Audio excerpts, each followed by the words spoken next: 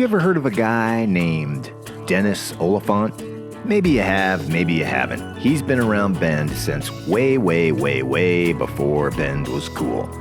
Back in the day, he was one of the first to get involved with guiding and instruction for a lot of Bend's normal activities today. Windsurfing, kite surfing, rock climbing, skiing, snowboarding, whitewater rafting. Dennis has done it all. He happens to be the guy that founded Sun Country Tours. Now that he's in his retirement years, Dennis has taken it a lot easier, but he's still out there charging first tracks as far as Central Oregon's concerned. His latest endeavor?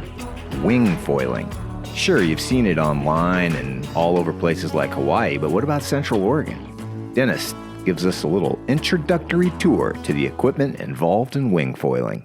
I got into wing foiling actually very unintentionally. I was windsurfing, surfing, kiteboarding, doing all these other things and didn't need another sport.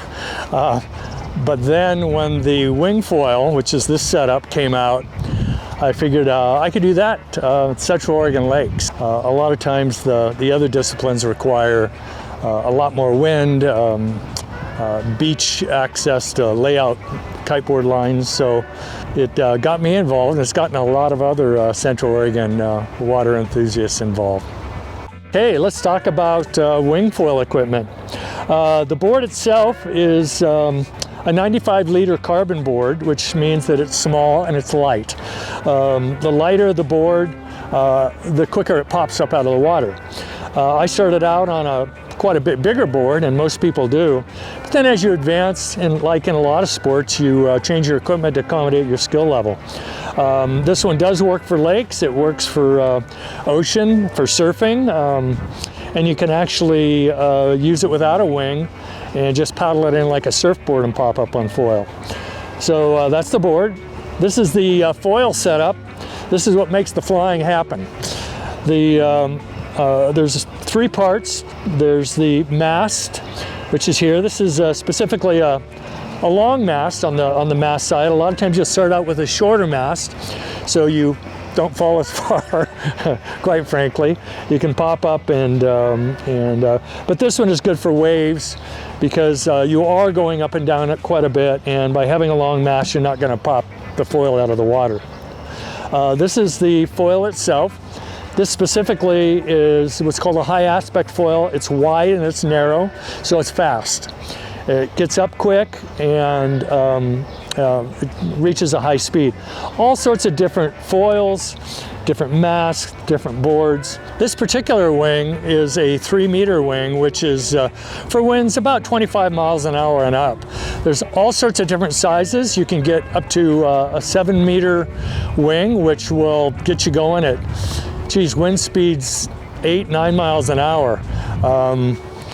So there's different sizes to accommodate different board sizes, body sizes, wind speed, but it doesn't need to be that complicated, especially around here in the lakes.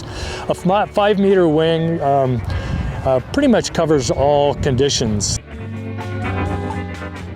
If you go online today and put in wing foiling, you're going to have a plethora of different videos that pop up. Locally, there's a group of probably about 20 wing foilers now, and we all know each other. We get together depending on the time of year at either Haystack Reservoir, Subtle Lake in the summer when things warm up a bit. Search online Bend wing foiling and find out about that. But places like the Gorge, which tend to be a center for wing sports, boy, there's lots of different places, lots of manufacturers, and it's really a sort of a friendly community of people, and everybody sharing ideas and kind of watching out for each other.